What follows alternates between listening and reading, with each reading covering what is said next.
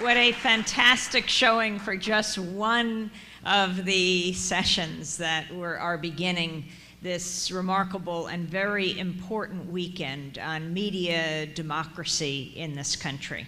I'm Amy Goodman, host of Democracy Now! I hope you all watch it, listen to it, read it, and send it around. And today we have an illustrious panel to talk about Wikileaks journalism and modern-day muckraking. The panelists, Emily Bell, Glen Greenwald, Greg Mitchell, Christopher Warren, Micah Sifry. We're going to hear from each of them for around 7 minutes, and then we're going to have a conversation, and we want you to join in that. So as you think of questions, just pass them forward on your index cards. We have about, an hour and 20 minutes for this discussion. I really do think of information as power, information that we get to make decisions about how our country should act can determine whether people live or die. Wikileaks, in one of its releases of the Iraq war logs, showed us that in February of 2007, there was an Apache unit hovering overhead. 2 men below raised their hands and surrender. The soldiers in the Apache helicopter call back to base. The lawyer on the base says you cannot surrender to a helicopter, and the men below are blown away. This was in February of 2007. If we knew that at the time, I think there would have been an outcry. There would have been call for an investigation. And if that investigation were done, perhaps there would have been charges brought, but at least we would have learned about it at the time. And why does it matter? Well, we'll move forward just 5 months to July of 2007. July 2007, that took place in February of 2007. The videotape that was released by Wikileaks of the same Apache helicopter unit in New Baghdad, hovering over this area of Baghdad, to say the least, chilling, as you hear the soldiers laughing, cursing, not though acting as rogue soldiers, constantly calling up the chain of command to decide whether they should blow away the men below, the men they saw gathered. Among them, it turns out, was Namir Noor-Eldin, a young up-and-coming videographer for Reuters, Saeed Shama, the fixer, the driver for Reuters, who was beloved by many Reuters reporters. You know, fixers, drivers are the protectors of the reporters and the photographers, often the ones that bring them to the story. 40 years old, father of 4. And a group of men are showing them what is happening in this war-ravaged area. The Apache helicopter above blows them all away. I think it was Saeed Shama that was trying to crawl away. Didn't quite die in the first blast. And so a van pulls up to help him. And there the helicopter, and all this is on the videotape. It's not a peace activist videotape from the ground, but the videotape taken by the Apache helicopter itself, and the van pulls up.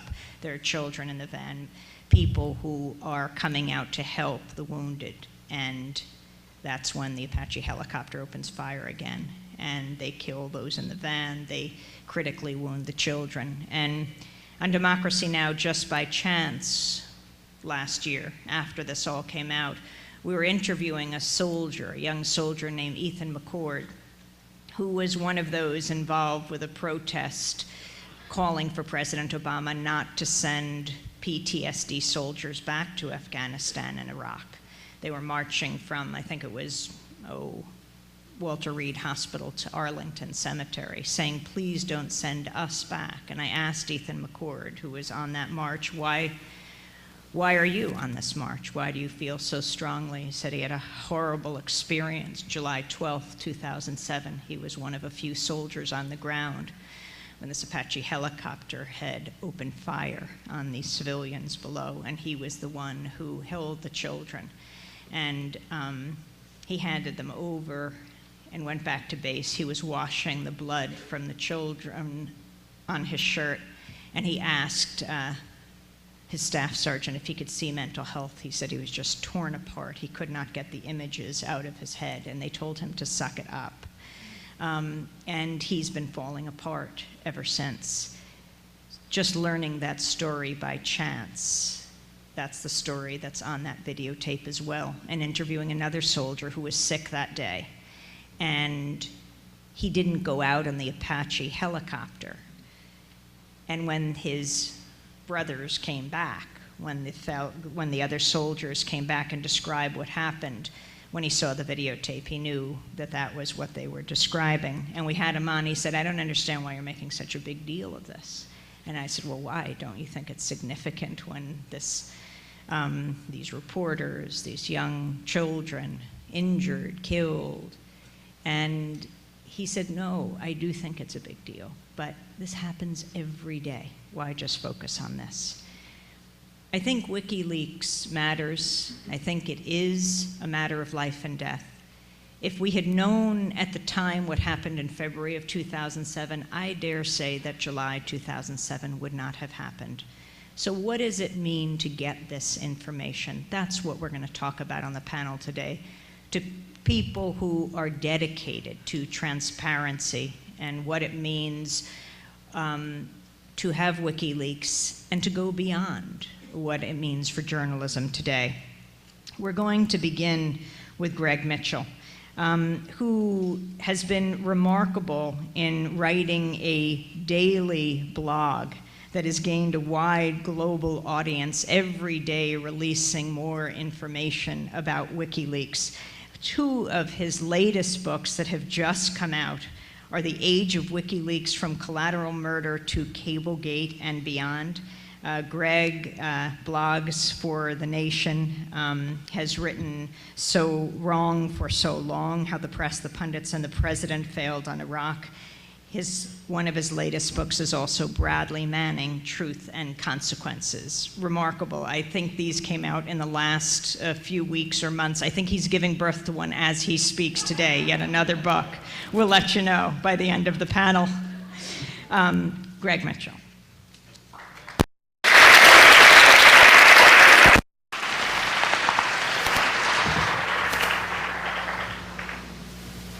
Point out, since Amy was just talking about Ethan McCord, that there's a new film about Ethan McCord that's debuting at the Tribeca Film Festival in New York. You can catch the trailer. I've written about it. You can find it online, and it presumably will have wide release. And he's also said he's going to release, for the first time, photos from that day that have never been released before. So he's continuing his activism on this. I thought, since I'm first here, we're sort of splitting up what we're going to be talking about. I'll just give a quick chronology for people who are a little shaky on WikiLeaks history in the past year, as many people are. So some people really have only come to WikiLeaks since the Cablegate revelations, but there was so much that came out before then.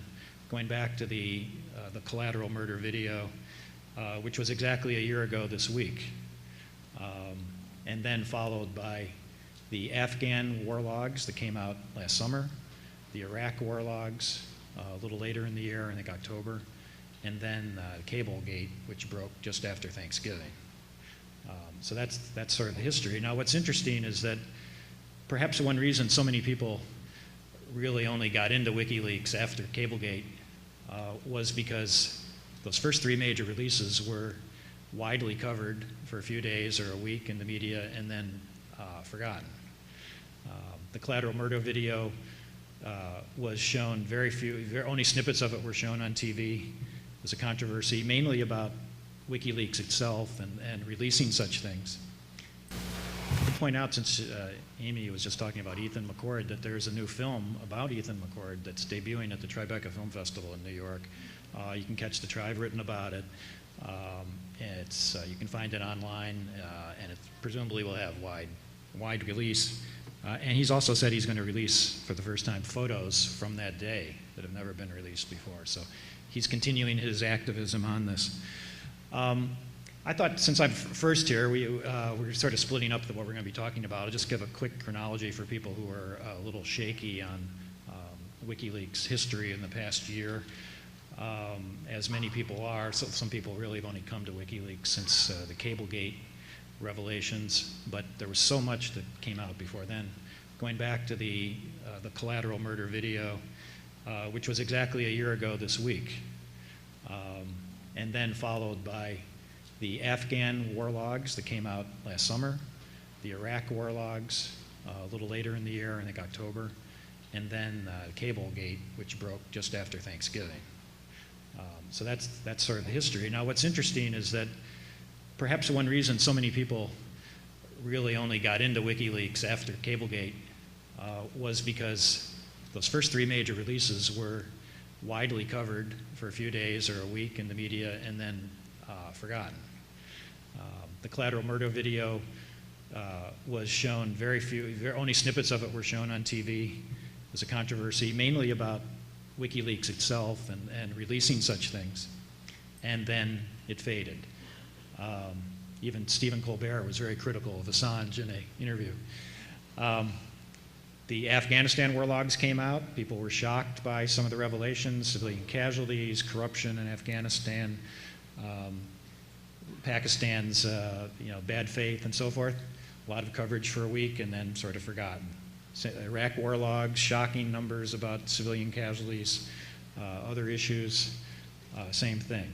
Now, Cablegate, it's a little different because the cables have been released slowly. The others were really one-day dumps.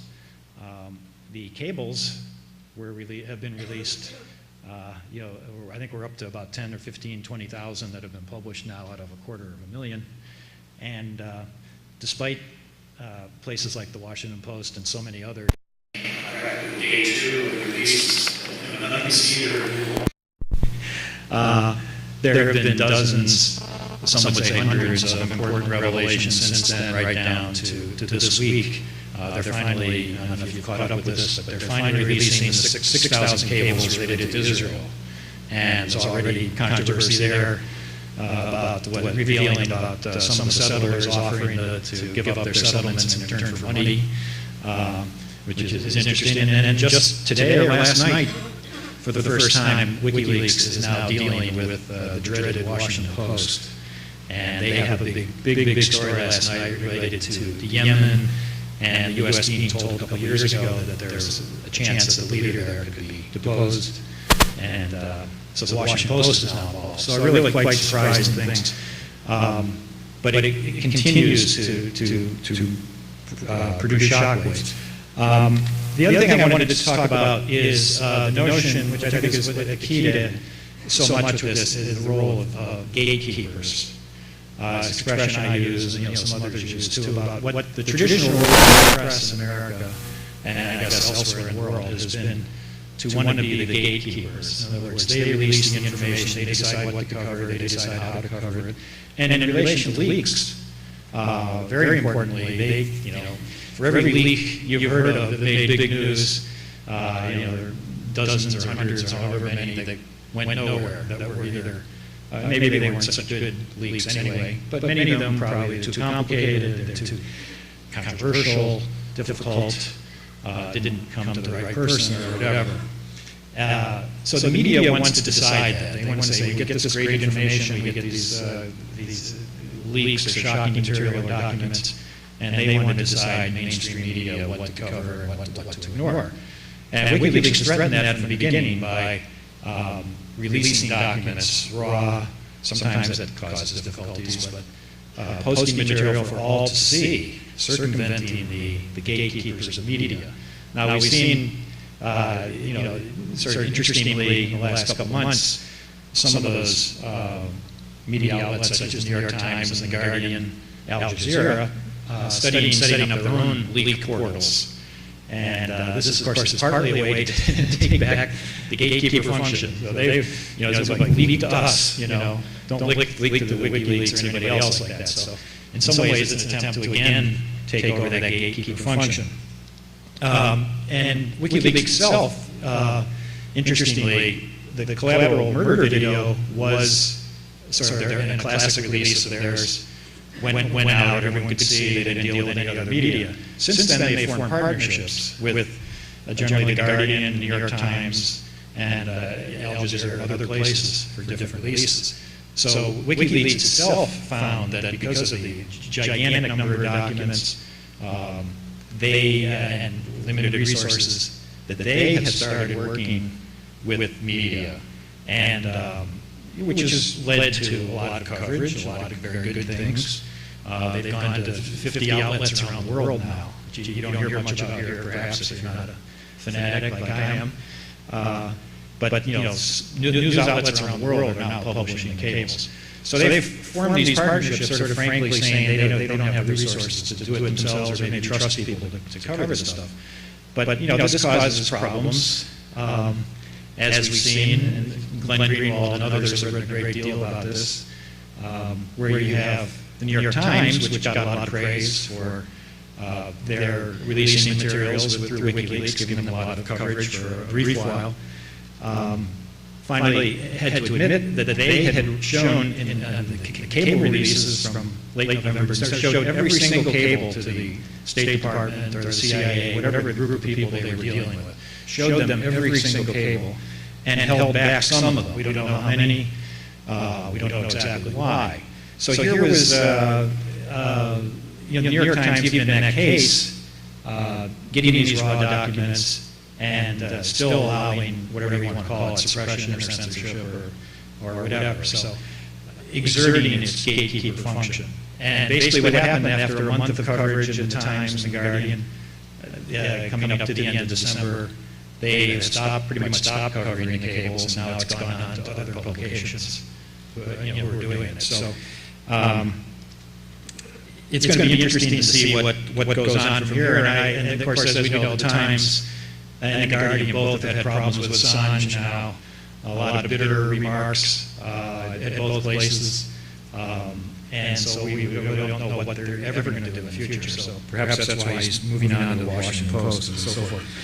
And just the last thing I'll mention is that there are a lot of other organizations now that have announced their own leak, from open leaks to viral leaks, and every various causes and groups that have promised to release their own leaks and get leaks, but so far nothing. We haven't had, since Cablegate broke, there hasn't been anything that's come from WikiLeaks that's new, and none of these much heralded other leak projects have not produced anything yet. So I think it's open question how much trust people are going to have, and maybe someone will talk a little bit about the Bradley Manning case, which my latest book is about that. So many different issues raised about that, and how that perhaps his treatment of him is maybe the main reason is to discourage leakers and discourage whistleblowers, even though WikiLeaks was not to blame for his arrest in one bit. But yet the message that's going out seems to be, see what happens if you're a whistleblower. So there's a lot more to be said about the Bradley Manning case. But I'll finish now and turn it over to other people. Thank you very much.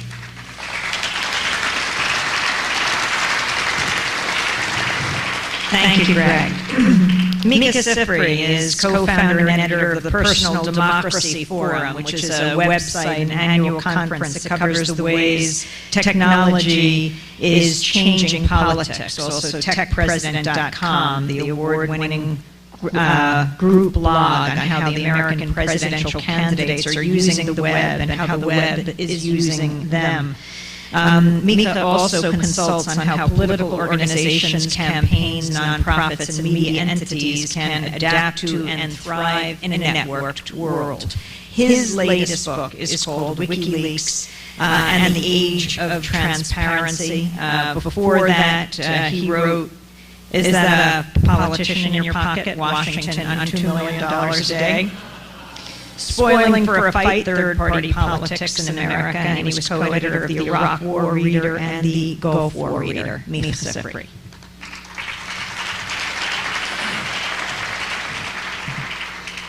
Thank you, Amy. Good morning. Oh, all right, good. People are awake. I can't pull that trick. It's great to be here, and it's great to see so many people here who are obviously concerned and I hope motivated by the issues that Wikileaks has brought to the fore. I'm going to make some general comments and then get into a few specifics and hopefully leave time so that we can get the audience involved soon. First, generally, I think it's important to recognize that the story here is not so much WikiLeaks as the larger phenomenon that it represents. It's quite possible that a year from now we won't be talking about WikiLeaks anymore, but we will still be talking about and using our ability to do transparency to the powerful in very important new ways. So it's critical, I think, that we position this as part of a larger trend and a larger movement, which I call technology-enabled civic engagement or civic hacktivism, and it's exploding all around us. The reason why it is, and this is really something I get into more detail in my book, is just in the last few years, thanks to the dispersion of technology, all this computers you have in your pocket and so on, and its connectedness, that activism has become more social. It's easy to start things. You don't have to wait for permission. You don't need to necessarily have a big organization to have a big impact. You don't necessarily have to have big money to reach millions of people. And lots of us are just diving in and doing it. The second big change is that information and data itself have become more fluid and connectable. And that the Internet as an open platform, as the open platform, makes that possible. WikiLeaks is just one extension of those trends. And it happens to be a really interesting one because it's transnational. It's not living in only one country. So it is harder to suppress a site like WikiLeaks thanks to the resilience of the Internet and thousands of people willing to, when Amazon took it off its servers, people were set up mirror sites in other places. So that resilience is at the core of a new kind of transnational journalism, or at least the possibility of doing it. That's what we have to protect. But the larger trend is that the two big things that are changing. First of all, the people who were formerly known as the audience, as Jay Rosen likes to say, actually now want to say in making the show.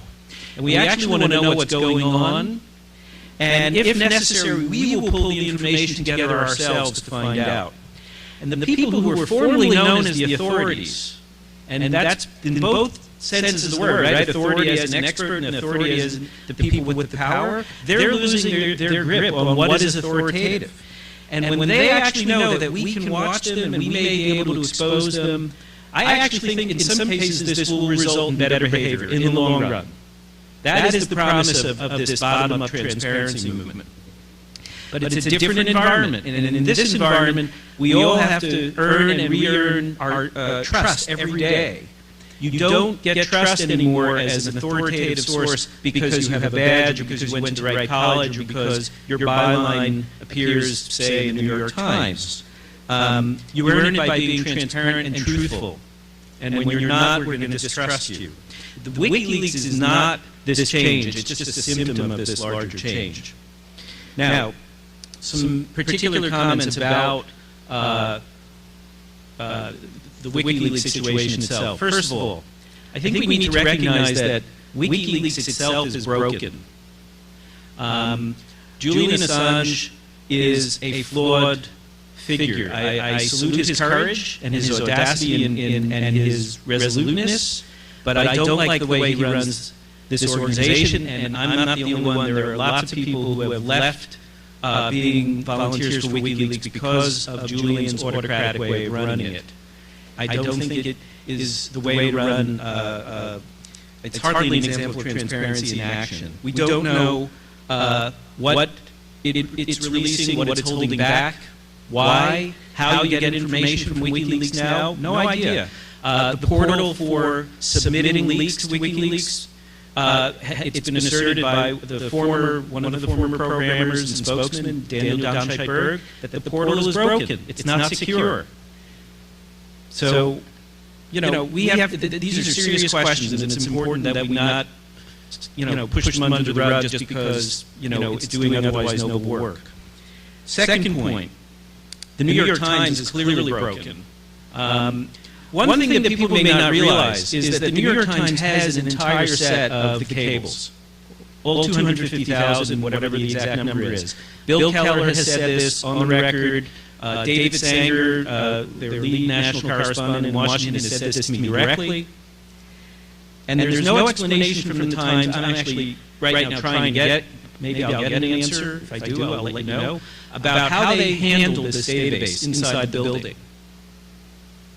As Greg mentioned, it's starting, we're seeing stories appear in other places.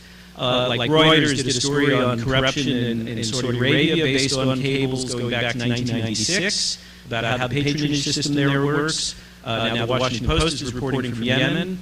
What the Times told us about their method for digging into this gigantic raw archive is that they did keyword searches.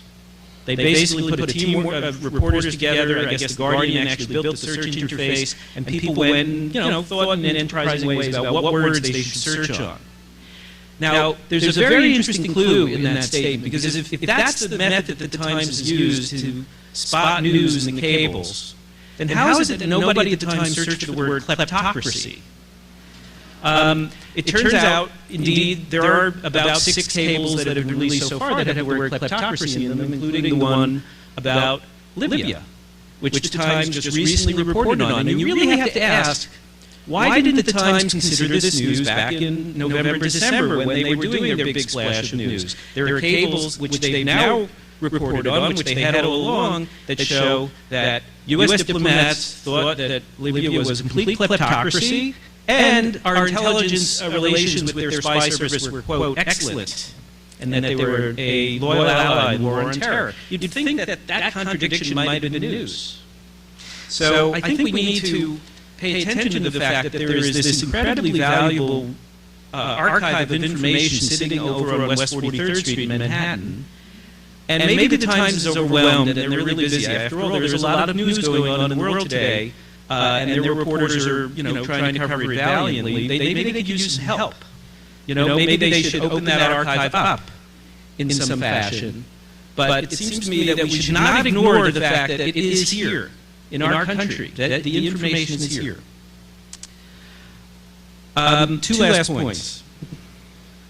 Just checking how I'm doing on time. I'll be very quick. In terms of other things that are broken, it's also clear that President Obama's commitment to transparency is broken. I assume Glen will talk about this, so I'm not going to say a lot about it, but it is, WikiLeaks has yet again made very stark the fact that we have like 2 governments in the United States, the one that we elect and the one that actually decides things. And on military, national security, it's like we have a permanent government that's impervious to democratic control.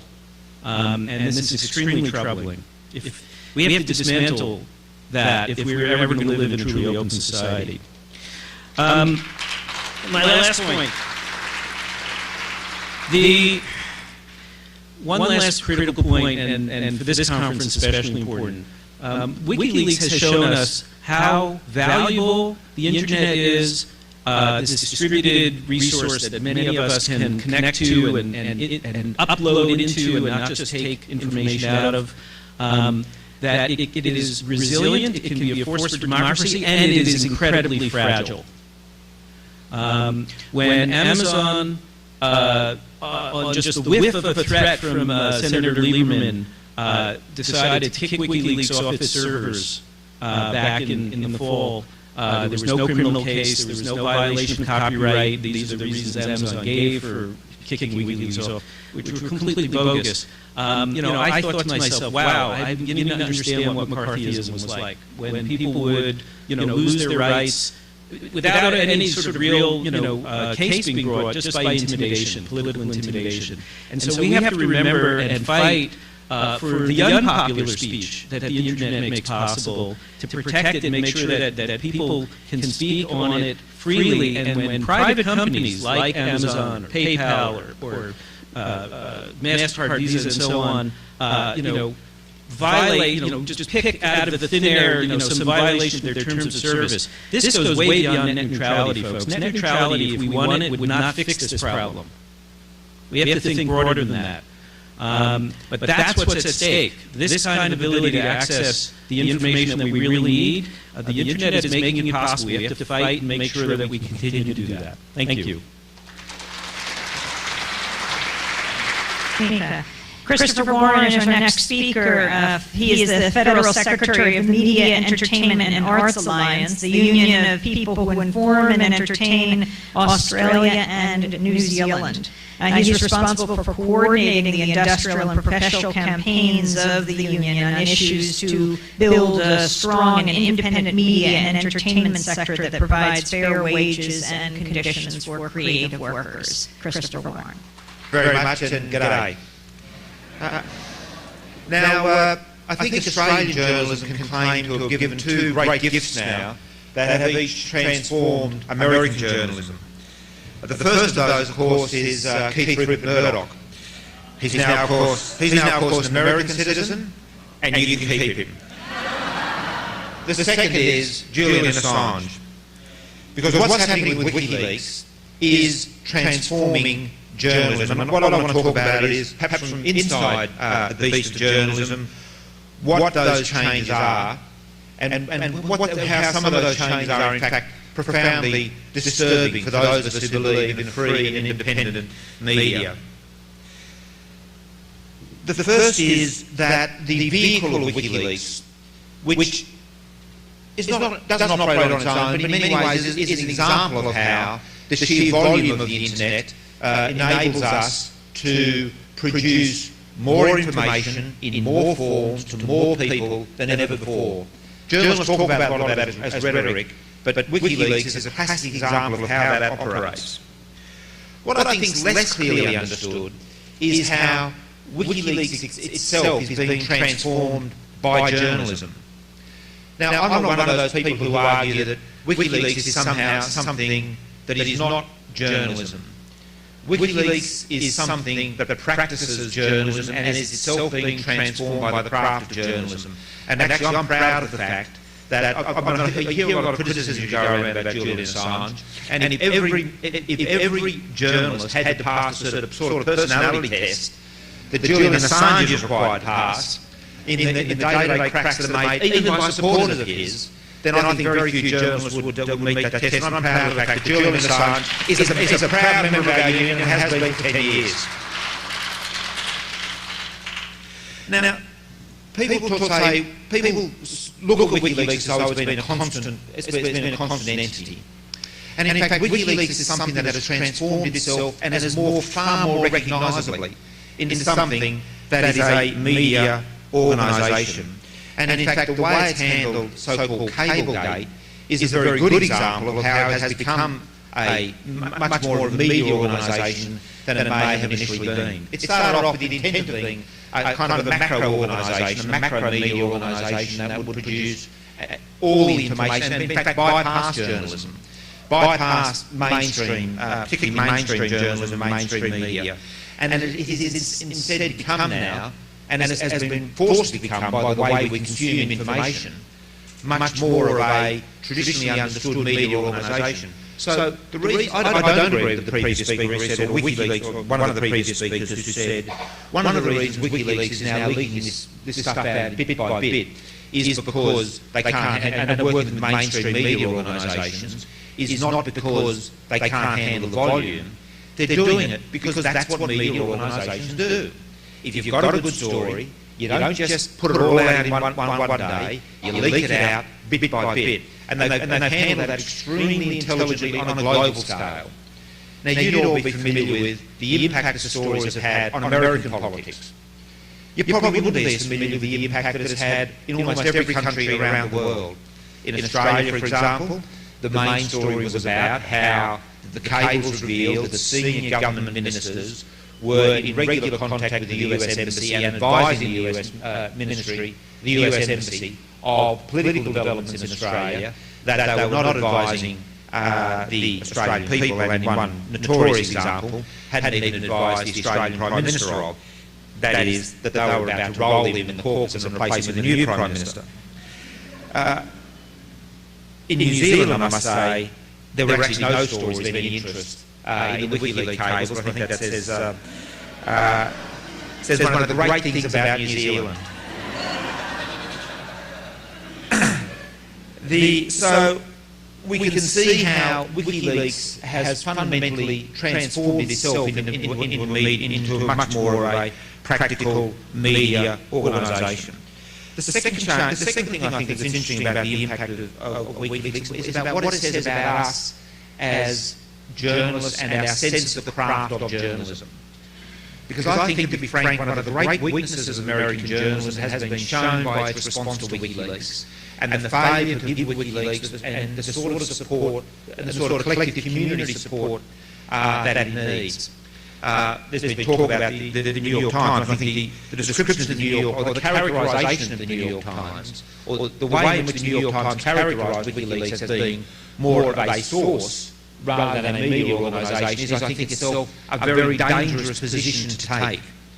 Because if WikiLeaks is a source and Julian Assange is a source, then he's subject to the same penalties for criminal action as anybody else who leaks information without the protection that journalists claim for themselves. And to seek to exclude WikiLeaks and the operators of WikiLeaks from the journalist community, or from the media community, is not just a bit of self-importance, it's actually quite a dangerous step for the media organisations to take.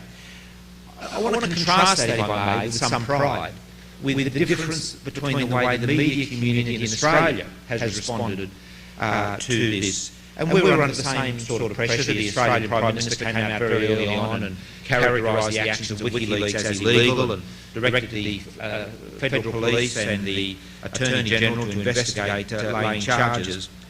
The response was not to run cold, as it was for too much of the journalist community and media community in the United States. It was actually to fight back. Now, of course, with the union, we put out a statement condemning that. Well, everyone expects us to do that. That's kind of what we do.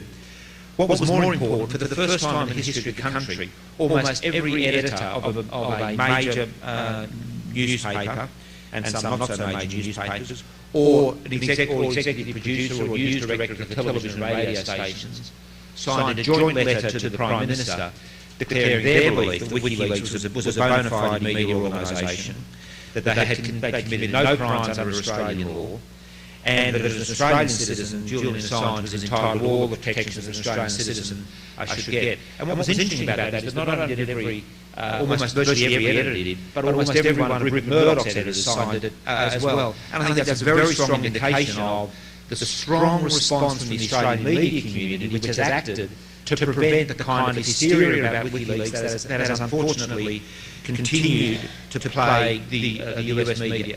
And most of those people did it obviously partly out of a sense of justice and fair play, but because they understood what I think too few American journalists understand, which is that if we allow WikiLeaks to be singled out, and if we allow Julian Assange to be charged with espionage, which is one of the threats that's been made, then that's not a threat just for WikiLeaks or for Julian Assange. It's a threat to every person who seeks to practice independent journalism, or even non-independent journalism, in the developed world today.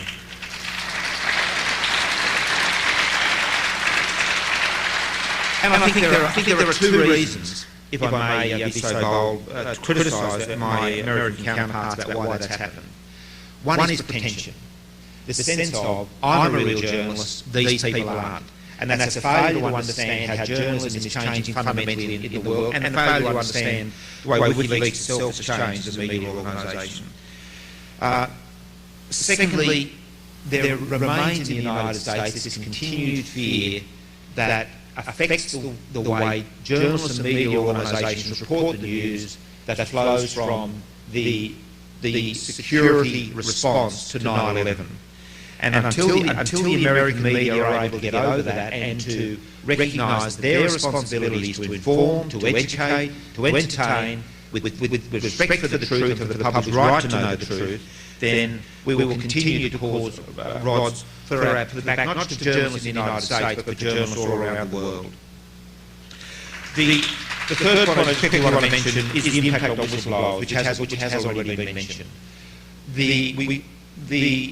What we are seeing as a result of technology is an increasing attack on whistleblowers, again, not just in the United States but around the world. Bradley Manning is just the most severe example of that, even though, as Mr. Shaw recognised, the case against Bradley Manning is remarkably thin, and if it was not occurring in the military context, it would simply not be occurring at all. And the final thing, but one thing I do really want to strongly agree with the point that the previous speaker, Micah, made about the impact on the infrastructure that surrounded WikiLeaks, things like PayPal and Amazon, and their overreaction to the high-blown, hysteric rhetoric that came out of government to basically cut WikiLeaks off and pretend that's not part of WikiLeaks. That requires also a very important pushback against those organisations. This is not the first time we've been there with these organisations. Those of you who follow Chinese politics would know that there was a period about 10 years ago when organisations like Yahoo, for example, were leaning over themselves to cooperate with the Chinese government. We pushed back successfully, the global free speech community pushed back successfully against that, humiliated and embarrassed those organisations, and I think we need to do something very similar with those organisations that are seeking to hang out with WikiLeaks to dry. Thank you very much. If you have questions, you should hold up your note card and they will be collected so that we can deal with those questions after the speakers. Emily Bell is next, Director of the Tao Center for Digital Journalism at Columbia University, which provides journalists with the skills and knowledge to lead the future of digital journalism and serves as a research and development hub for the profession. Prior to her job at Columbia, Emily Bell was Director of Digital Content for Britain's Guardian News and Media from 2006 to 2010. Emily Bell.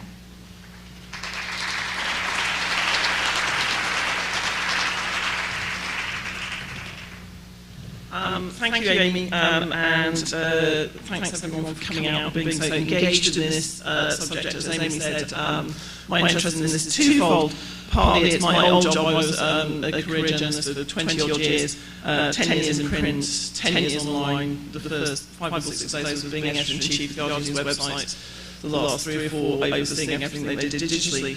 And one of the things we thought 3 or 4 years ago was that the way that data was released was going to really be going to be a core job of journalistic organisations to understand how to parse and handle that kind of data securely. So it was with some pride and relief to me that when the WikiLeaks cables landed, that one of the reasons I think the Guardian was able to do that was because, and it's not me, I'd like to take all credit for this, but obviously it's not me because I don't have the CS background, but the forward-thinking nature of where is journalism going and what is going to be important in order to hold power to account was something that actually had allowed the Guardian to develop the right capabilities. And my second sort of interest in this is as a very new journalism professor. I'm new to America, I'm new to academia, and I'm obviously kind of in month 2 of my stint. To have something like WikiLeaks fall on your head is a gift, because it's course material for the next 10, 15 years. And in fact, Columbia this fall we have got a WikiLeaks seminar that we'll be teaching our students because we think that it's a prism through which you can view many, many ways in which journalism has actually been changing for quite a long time. It's just that you always need events to focus our attention on how the structure of information and the tensions in journalism have actually changed, and my goodness, what an event to do that. So I'll keep it brief because I'm a woman, so I won't be able to stick to time. And just say what the... So I just took a cheap shot. actually, kind of from my point of view, which is how do we equip the next generation of journalists, is actually an important one. Because I do completely buy into what all the previous speakers said, which is that it is a distributed and networked world in which the role of the professional journalist has radically changed and to a large extent been either replicated or completely replaced by the activities both of algorithms and people and technology. I don't think, however, that this negates the need for professional journalism. I do think it means that professional journalists have to really think very hard about the core purpose of what they do. And the core purpose of what they do is, at the end of the day, to hold power to account and add clarity to democracy. And I think that one of the things that Wikileaks did was catch a number of organisations, with their trousers or pants, as you guys would say, at half-mast in that area, which is, it was very interesting to me to ask large groups of students the instant reaction to what would you do if this fell onto your desk. And it's interesting to see how young people struggle immediately with the, well, hang on a second, if I'm a professional journalist at a big newspaper, might I give it back? It's stolen, this is what the Pentagon said. And I think that what this episode has done is teach our next generation of journalists that actually know what you do is you go ahead and you publish responsibly. But in terms of how we need to think about it and think about the skills that we give people and what we know has changed, we need to be much more technologically literate as a profession, because actually in terms of free press in the 21st century, we don't own free press, and there isn't one, and as much as there is one, it's owned by Facebook and Google and Twitter and platforms, and it's debated and carved up by a number of interests in terms of FCC regulation and Washington. And even in most major news organisations, there's a very poor understanding of exactly what the technological issues are and how they can be addressed and how that can be networked into a proper reporting structure. Even the legal issues are becoming manifold and very complex and difficult for any single organisation to understand, because, as Micah said earlier, it's a pan-national issue, actually, so I think that's great. But it means that we have to, I think, shift how professional journalism is done to understanding how to tap those networks of activity, how to, if you like, enable the connection of expertise and clarification, and how to ensure that you're able to maintain free press on a platform that you not only don't own, but that you don't necessarily, as organisations or individuals, understand. And that means there has to be a very, very steep collective learning curve, I think, for anyone who wants to consider themselves a member of the professional press. And I'll just sort of stop here because it would be much more interesting to hear what you guys have to say about it. I think also we had a very, very sort of interesting couple of talks up at Columbia, one of which was with the editor of the New York Times and the editor of The Guardian. And the thing that something struck me halfway through this was you had these two significantly resourced news organisations, and that actually the thing that was really striking was not only were they not really technologically prepared, and they were probably technologically better prepared than almost any other news organisation in the world would have been, they also weren't journalistically prepared. The amount of information that needs looking at reporting, which is important information, was overwhelming. And the very fact that at the end of December, if you like, the curtain came down for those organisations, almost with kind of like physical exhaustion, saying it's now somebody else's time to have a look at it. And there is so much more to be reported. And I think there's a very interesting thing here which should happen in terms of the public sphere. I think universities have a role in this. I think experts everywhere have a role in this, in archiving, examining, reporting on, and even being able to demonstrate how these stories have had an impact and what the impacts have been. Because I think that's something which you can actually report on that story for years and years to come, which, as I say, is a very good thing for those of us who are professionally employed to do such a thing. But I think we haven't really begun to actually see how those changes play out in the profession yet, because I still think the profession is in a state of shock. I think that it's highlighted some incredibly important issues which, if we don't address from the point of view of needing a free press, are things where we will lose an awful lot of kind of ability and freedom quite quickly. Thank you. Thank you, Emily.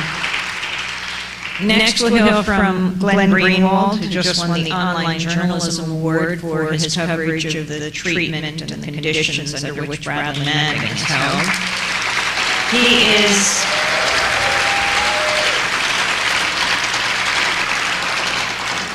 Glen is a contributing writer at Salon. His political reporting analysis appear in the New York Times, Washington Post, the American Conservative, numerous congressional reports. He's a New York Times best-selling author. His 3 books are A Tragic Legacy, How a Good versus Evil Mentality Destroyed the Bush Presidency. He wrote How Would a Patriot Act? And his latest book, Great American Hypocrites, Toppling the Big Myths of Republican Politics. Glen Greenwald.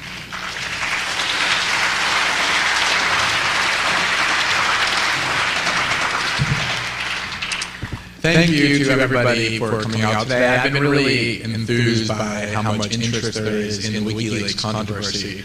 And the reason for that is because not only is there so much at stake in this conflict, and there is, but also it is one of the most revealing political controversies that has arisen in quite a long time.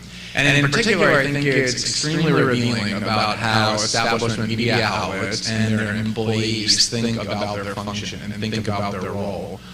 One of the things that was most striking to me early on about the coverage of WikiLeaks in the American media, and especially in the wake of the release of the diplomatic cables, was that media figures were not only participating in the hostility towards the condemnation of WikiLeaks, they were actually taking a leading role in condemning WikiLeaks and insisting that something should be done.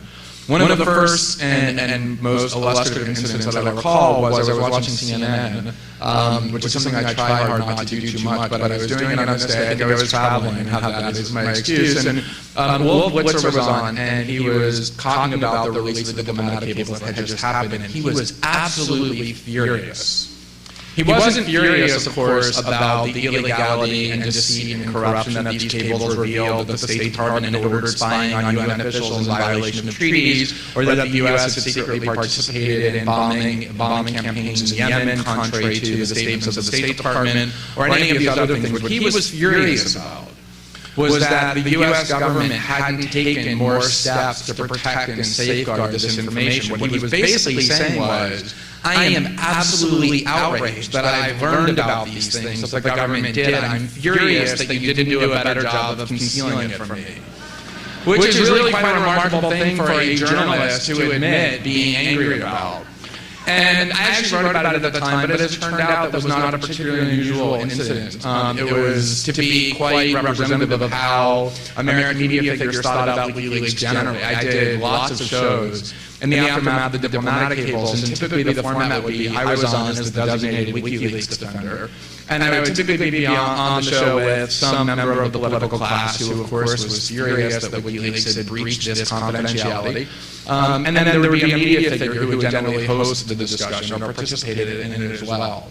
And what in every single case I found was that it was always 2 against 1. The person who was the designated representative of the political class and the person there posing as the journalist, the actor who plays the role of journalist on television, were saying exactly the same things about WikiLeaks that was completely indistinguishable.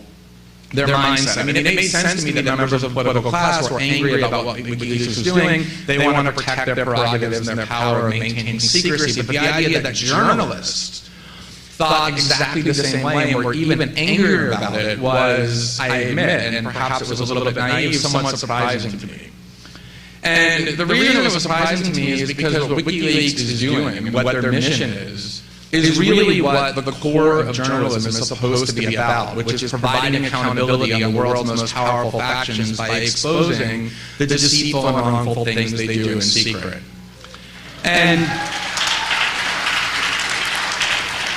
you know, I think we're all well aware of the fact that that isn't really what establishment journalists do. So I wasn't surprised about that, but what surprised me is that they do think it's important to maintain the pretense that that's what they do. And yet here, within the case of WikiLeaks, they weren't even slightly interested in pretending that exposing the secrets of the politically and corporate powerful is something that they value. In fact, they were quite explicit about the fact that they were angry about it. And the other reason why it surprised me, the reaction, and Chris touched on this a little bit as well, is that in the wake of the WikiLeaks releases, it wasn't just a lot of people calling for the prosecution, it was really a consensus in the political class that what WikiLeaks had done was a serious crime and they ought to be prosecuted. That was pretty much the consensus of Republicans and Democrats alike. And yet, if you were to actually prosecute WikiLeaks for releasing classified information, it would be the very first time in American history that a non-government employee would be prosecuted for releasing classified information. There would be no greater threat imaginable to press freedom in the United States than prosecution of WikiLeaks. And you would think that people who call themselves journalists, who like to think of themselves as being involved in the business of releasing government secrets, would consider that to be a very severe threat, something they ought to speak out against, and yet they weren't.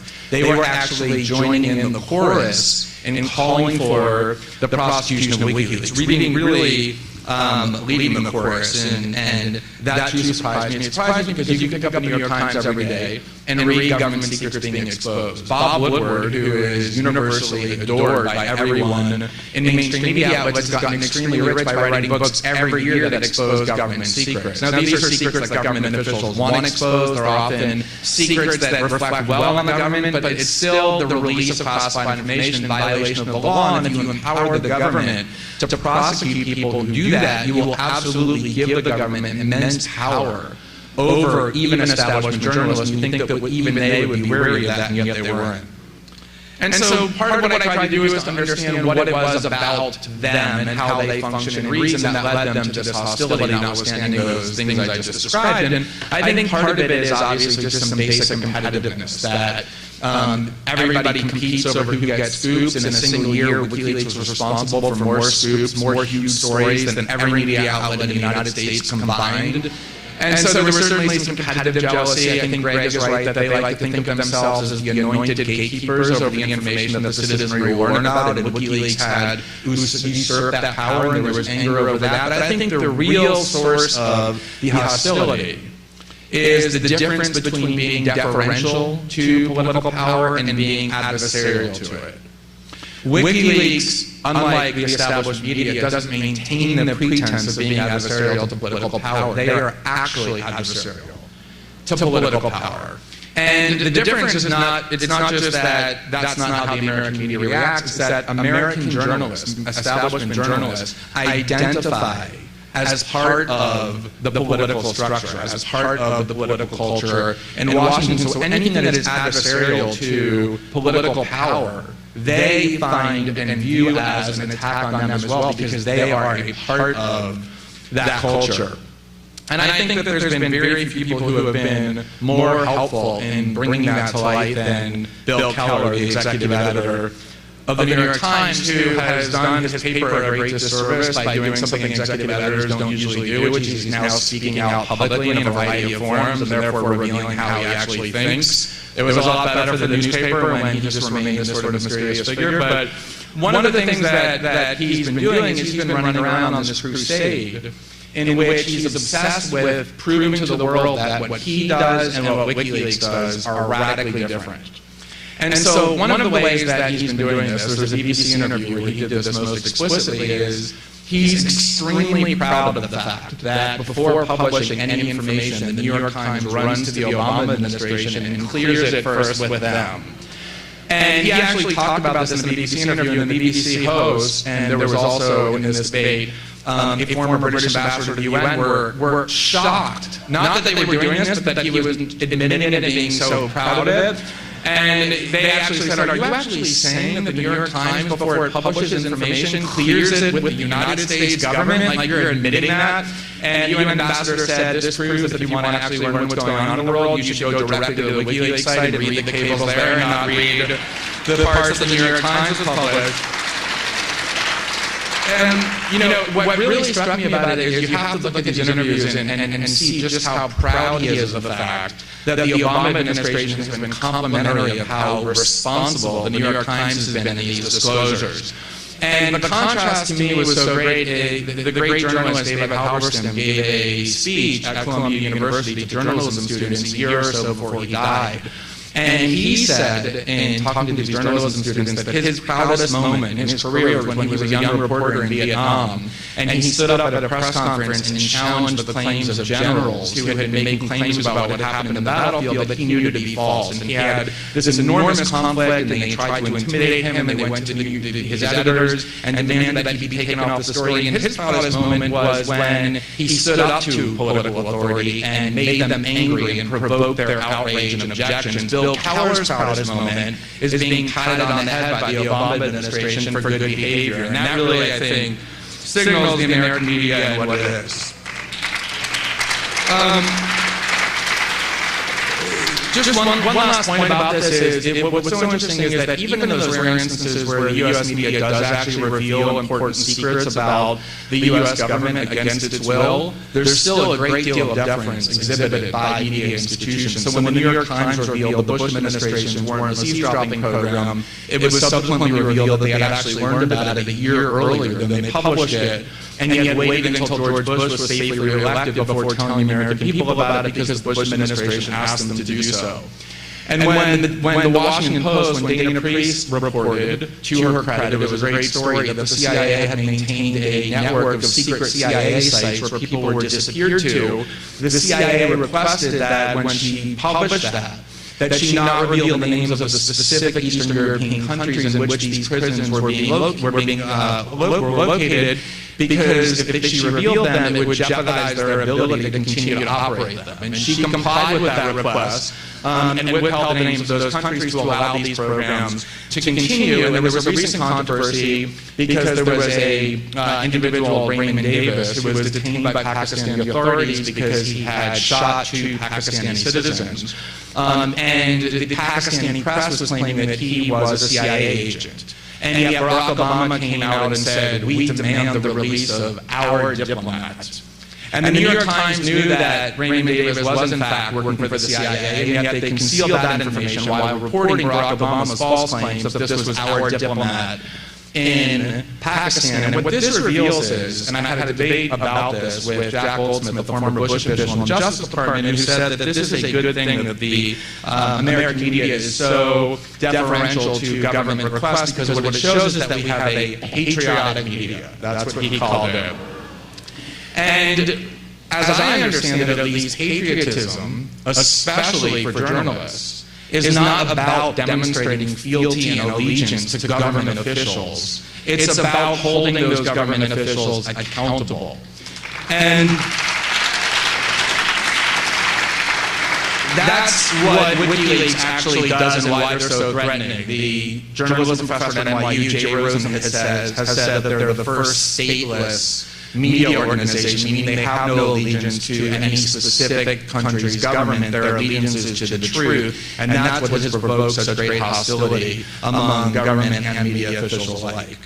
I just want to say one point about, to close this up, about the importance of WikiLeaks and why I think it's worth so much focus and attention.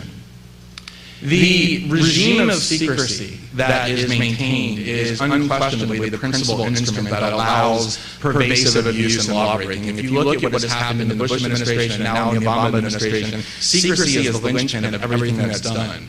That's why there's been such an attempt to preserve the state secrets doctrine, which when Bush invoked it was so controversial, and yet now Obama administration has embraced it completely to shield executive action from any form of scrutiny, including judicial review. And one of the things that's so interesting about the diplomatic cables that were released, the thousands of diplomatic cables, is that the reaction of the media, as Greg said, was, oh, there's nothing new here. And while that's true, and while that's untrue with regard to a lot of the cables, a lot of them reveal some very important things, it is the case that most of the documents WikiLeaks has released, the overwhelming majority, are in fact quite banal and uninformative and uninteresting and inconsequential. And what's so significant about that is that every single one of those documents, despite being so banal and insignificant, has been stamped secret. Because it shows that what our government does is they reflexively hide behind a wall of secrecy virtually every single thing that they do of any consequence. And WikiLeaks is really one of the very few true threats to the government and corporate consortium that run the government and the national security state and the surveillance state. And that's what makes WikiLeaks so vital, is that what really is at stake is a war over internet freedom, the ability of the American citizenry to remain informed about what their government is doing.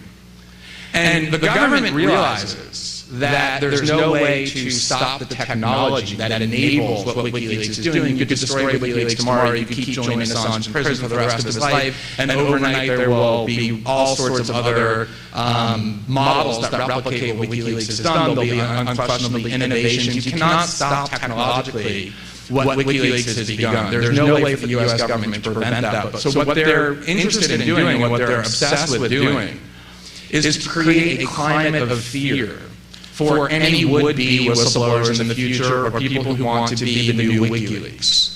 And that's what the unprecedented war on whistleblowers is about, being conducted by the Obama administration. That's the reason why Bradley Manning is being held in solitary confinement and stripped naked and degraded and subjected to inhumane conditions. It's the same reason why the Bush administration tortured people and disappeared people and put them in orange jumpsuits and shackles and showed the world what they were doing. It's a way for the US government to say that our power is unconstrained and unlimited, and if you challenge us or undermine our authority in any way, what we will do to you is without limits, and there's nothing anybody can do about it. And what it's really saying is to all future would-be people who discover government deceit and illegality and who think about exposing, who want to expose it, it's saying to them, before you do that, you should look at what's being done to Bradley Manning. And to these people whom we're prosecuting who did the same thing, that's what we can do to you. That's the government's strategy for preventing one of the very few avenues that we still have left for learning what the government does, which is whistleblowing and unauthorized disclosures. And if the government succeeds in that, then that one avenue will be extinguished. But if people who are committed to defending transparency and open government defend WikiLeaks and stand up against those efforts, then that transparency can be preserved and it can continue. And that's what I think is at stake. That's why I write so much about WikiLeaks and why I'm so glad that so many people are here to talk about it as well. Thank you very much.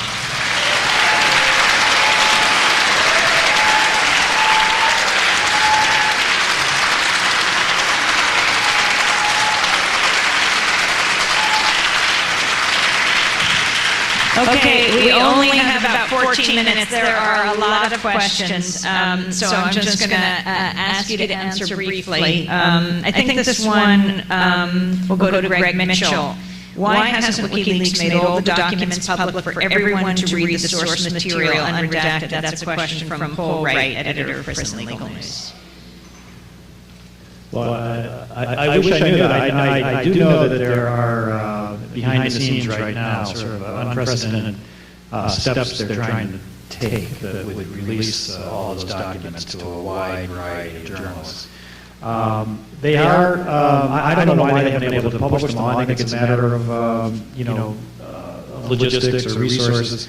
What they have done in a savvy way, as someone previously mentioned, was that they have, as various places around the globe, Tunisia, Egypt, and Bahrain, Yemen, Libya, and many other countries that we don't know that much about, they go in and cherry pick cables that are tied to what's going on in that country. And they've done it so that when events come up in, for example, in Egypt, they had numerous cables that were very relevant to abuses, torture, police actions, Mubarak's corruption, Suleiman's involvement in torture, and so forth. So I think on the one hand, we may lament that they haven't been able to get all the documents out there, but on the other hand, they have released some in a very timely way that help fuel these all these revolts in the Middle East and North Africa. This one will start with Micah, and whoever wants to respond to him. Why did you say Julian Assange is autocratic, and why and how is it pertinent to the overall good that his organization has done? Well, this is based on the statements of some of his former associates, all of whom wanted the organization to be run in a more democratic manner than he runs it. Daniel Domscheit-Berg, who was his close partner for several years in running WikiLeaks and who broke with him back in the fall, both over the inability to have a discussion over how WikiLeaks was handling war logs and whether or not they should redact any information in those logs. The organization, that decision was made by Julian alone. Secondly, when the charges were raised about his personal life in Sweden, all of these associates were saying, you really ought to step aside and let other people run WikiLeaks while you take care of the problems in your personal life. It's going to hurt the larger cause of the organization. And he told people to piss off. And I could read you the full quote, if you like. It's in my book. It was in Wired published the transcript of the chat log between him and Daniel Domscheit-Berg. I think it hurts the larger cause that WikiLeaks represents for it to be so autocratically controlled. And I think that's why I say a year from now, we probably won't be talking so much about WikiLeaks as the larger movement for citizen-driven transparency. I think OpenLeaks, which is still in gestation, but which will be launching with a few initial partners, hopefully by the summer, may give us another model that is not so centralized. I mean, the reason why we're not getting more leaks out of WikiLeaks now, where's the Bank of America stuff? Where's the stuff that guy in Switzerland, who has now been arrested, handed him with all these people who are using Switzerland as a tax haven? Why hasn't that been released? And the answer is Julian won't answer. I mean, to me, it's true what my colleague to the left said about, journalists don't have to have likable personalities to do important work. I agree with that. But still, it's important to hold him accountable too, and he's refused. So I think we have to question that authority as well. And in the long run, it will be better if we have a more distributed network for whistleblowers getting their information out and not all being stopped up on Julian's laptop. Glen Greenwald. So I agree absolutely with the principle that all organizations, including WikiLeaks, ought to be subject to accountability. But I think one of the principal ways that people who stand up to political power are discredited and undermined is by having a tax raised on their personality. You can ask Daniel Ellsberg about that. If you listen to many of the media attacks on WikiLeaks, they focus on these tabloidy, personality-driven attributes of Julian Assange. Bill Keller courageously reported that he actually wears dirty socks. A lot of the focus that has been directed at Julian Assange. That Bill Keller wears dirty socks? What's that? Bill Keller wears dirty socks? I'm glad you clarified. Bill Keller socks are pristine. One of the things that I think is so important is that the scrutiny that Julian Assange has received, the scrutiny that virtually nobody in power ever gets. Do you think the New York Times would ever write about the personality quirks of leading U.S. senators or members of the House or the cabinet or anything else? So I do think that there are issues internally, like there are with most organizations. Micah earlier called Julian a flawed individual. I'm not aware of any individuals who are unflawed. But I think that in the context of what has happened overall, Julian Assange has fearlessly stood up to the world's most powerful factions in ways that most individuals can only dream about achieving, and whatever criticisms there are of his personality or management style pale completely in comparison to the good that he's done. And while I agree that accountability is needed for everyone, including him, I think we have to be careful not to focus on those kind of personality issues as a means of undermining and diluting the true good that WikiLeaks has done.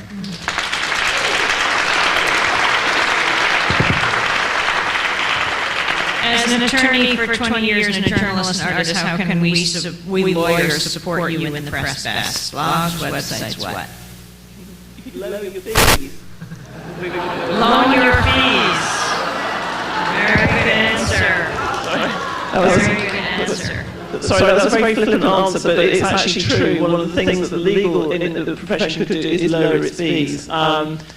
We had a very interesting experience at The Guardian at the beginning of last year with a company called Trafigura, which had been illegally dumping toxic waste off the African coast.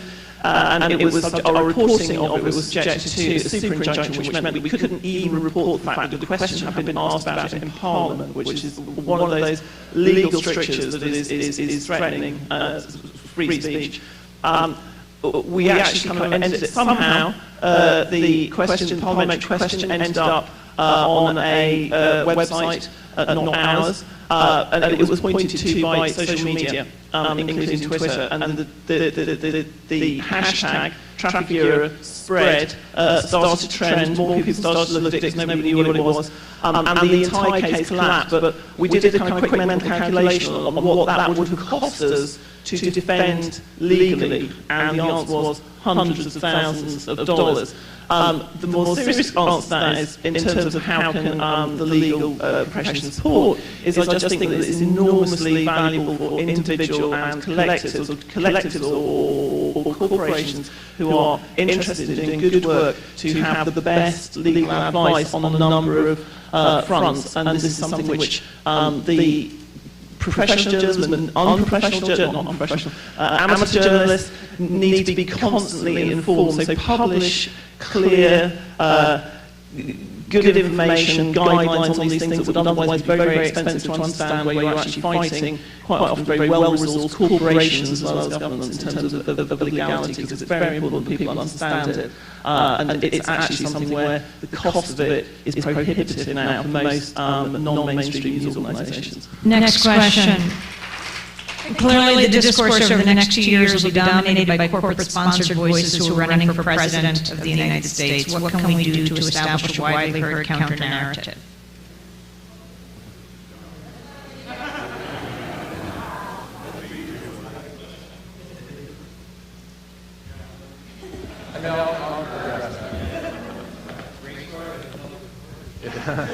Yeah, I know it's interesting. I think every single event that they ever do that talks about any sort of deficiencies in political media institutions ultimately entails that question. And I'm glad it does and it should. At the same time, I sometimes feel like the premise of the question is that things like what we're doing here today don't actually qualify as, quote, doing something.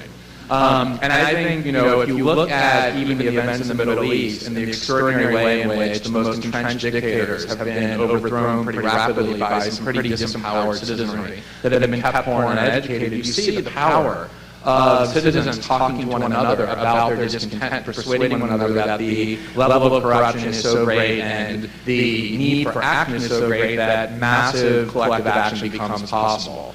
And there's all kinds of technologies now that allow people to build large audiences and to reach large numbers of their fellow citizens without having to rely upon corporate media entities. And I think that has succeeded greatly. I mean, just even the Bradley Manning situation exemplifies how that works. That's a controversy that took down the spokesman of the State Department who courageously spoke out against it, something quite out of character for him, but still commendable, that the president had to address and ultimately defend, and created a serious controversy that all began on internet venues that are completely independent of and even hostile to corporate media outlets. Every single day, people who work in independent media like me, Goodman, like a lot of us, have the ability, heightened, to be able to influence public discourse, to have ideas that used to be excluded and injected into the public dialogue. I think I'm at least pretty optimistic about that trend continuing. I just would very quickly add, I don't know if we can break the dominant narrative, but just adding to what Glen said. If you live in Iowa or New Hampshire, or you know people who do, or you want to spend some time up there, that is the only moment where we actually can access these candidates when they're most vulnerable. So show up at these meetings with your camera, video, put it up on the web, ask them hard questions. We've got a window there before they get completely, put behind the velvet rope. So let's take advantage of it. Today is Dan Ellsberg's 80th birthday, as I think you noted, Greg. He is devoting everything now to helping Bradley Manning. And I don't know if we've gotten a clear description of what is happening with Bradley Manning right now. If you could just tell us what is the situation, Greg, Glenn. Well, it's in a way gone in a bit of a blackout the last couple of weeks after all the protests. And it was very revealing that it took P.J. Crowley, the State Department flack, to protest that finally after, I guess, 9 months, the editorial pages of the New York Times, Los Angeles Times, and some other papers for the first time raised the protest against his conditions. Glen was so influential in helping expose this last December. And even after the blackout before December ended, we had 3 or 4 months where not a peep was said by any of these media outlets about it. But it took the State Department flack, losing his job for that to happen. Since then, and the controversy, there really hasn't been much known. I suspect perhaps maybe his conditions have been eased. We heard from his attorney for the first time just yesterday, after he was quiet for some time, and he revealed, I guess rather shockingly, or not so, that Dennis Kucinich, the UN person who is... thank you. Kucinich, the UN representative who was investigating Manning's the conditions, and an Amnesty International official have all been denied the chance to visit Manning. So that was the latest update, that we've had as of yesterday. So obviously things are not all well there in any case. Glenn, anything else you want to add? Okay. Where does the underground organization Anonymous fit into the movement to push back? Should this type of citizen activism be supported and emulated? Isn't the only power we have, isn't this the only power we have against corporations? I cover Anonymous a little bit in my book, and it's fascinating. First of all, for people who don't know, it's hard to describe, and that's part of the idea, I think, is because it's amorphous, it's distributed, again, like WikiLeaks, is stateless, and sometimes it's incredibly immature and misogynist and racist. Not everything that has been claimed by Anonymous as activities is progressive. In the case of WikiLeaks pushback, they did a number of things that were really quite good, like rallying people to dig into the cables to try and highlight, the news that was not being exposed. The more controversial tactic is this distributed denial of service attacks, where they've made it possible for people. It's risky, by the way, if you do this, to download a bit of software, put it on your computer, and then when Anonymous somehow decides to go after a target, your computer will help try and take down a website. And they did this to PayPal, and they did this to MasterCard, Visa, a bank in Switzerland. They did it to the lawyer who was handling the case in Sweden of the 2 women who were making charges against Assange. And there's a debate in my community over whether or not this is legitimate civil disobedience or not. In civil disobedience, I think you risk going to jail. You are not anonymous. You are making an act of moral. You're taking a stand. You're willing to also, admit that you're crossing the line. Here it is anonymous. That's one issue that we have to wrestle with. The other one, and this is just my personal view, is that embracing this specific tactic of the distributed denial of service is very dangerous. It's like saying we should legalize poison gas. It's going to blow back mostly onto the weaker websites, human rights organizations, dissident groups, who cannot afford to defend themselves from these kinds of attacks. Big corporations, it's a little bit like a lot of mosquitoes biting them for a day. It may feel good, it may be good for visibility, but it hardly seems like the smartest thing to promote. I just have a little bit of a different view. It's true that Anonymous is a very amorphous collective, so it's extremely difficult to talk about monolithically, and there's lots of stuff they've done that's worthy of criticism. So I'm going to ignore those parts and address only the issue about what they've done in the WikiLeaks situation. if we had a perfect world, I would say that we ought to discourage the kinds of illegal denial of service attacks that they were launching because it can lead to all sorts of anarchy, and Micah's right that then weaker sites are more vulnerable. But that's not the world we have. The world in which we live is one in which the world's most powerful factions are using cyber attacks very aggressively. And in my view, what has been so revealing about the Anonymous case is that shortly before Anonymous launched these attacks, Wikileaks was targeted by a vastly more powerful and sophisticated cyber attack that actually knocked them offline in the United States and prevented U.S. hosting companies from continuing to keep them online. And for some very strange reason, the Justice Department has been very interested in finding who's responsible for the Anonymous attacks, but hasn't evinced any interest at all in finding out who was responsible for those attacks on Wikileaks. And that shows you, even though those attacks are every bit as illegal and far more threatening and sophisticated, and that shows you that there's already this war that's being waged over internet freedom. And the only question is whether the war will be fought in a one-sided way or a two-sided way. And although I wish that denial of service attacks and cyber attacks weren't part of the internet and weren't threatening internet freedom, the reality is that they are, and I think engaging that fight and preventing it from being a one-sided attack on balance is probably preferable than simply ceding the field to government and corporate authorities.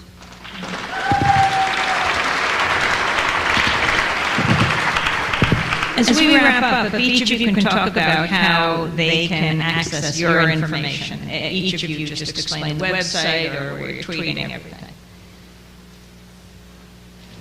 Sorry, how they can access it? Yeah, find out. I'm Emily, at Emily Belt on Twitter, which is where I post also my profile links to the my personal website, the Columbia website, and I put my phone number on there as well. Because, pay. It's information. Right. Our website is alliance.org.au, or a lot of this information, a lot of the articles that have been written about this issue by Australian journalists from an Australian perspective are on our the professional website, which is walkleys.com. WAL, that's the Australian A, as in A for America. WALKEYS.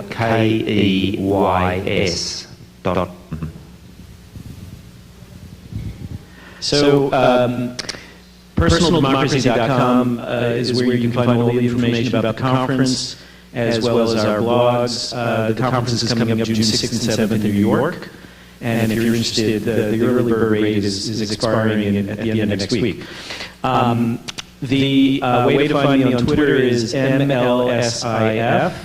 And I will just make a very self-promoting plea, which is if you are reading my book right now, or thinking about reading, whatever, tweet at me that you're reading the book. I want to create a list of people who are reading it, and then I want to try and use the internet to figure out some way to gather people in the conversation and see if we can't channel some of that interest into supporting the movement for transparency. So MLSIF on Twitter.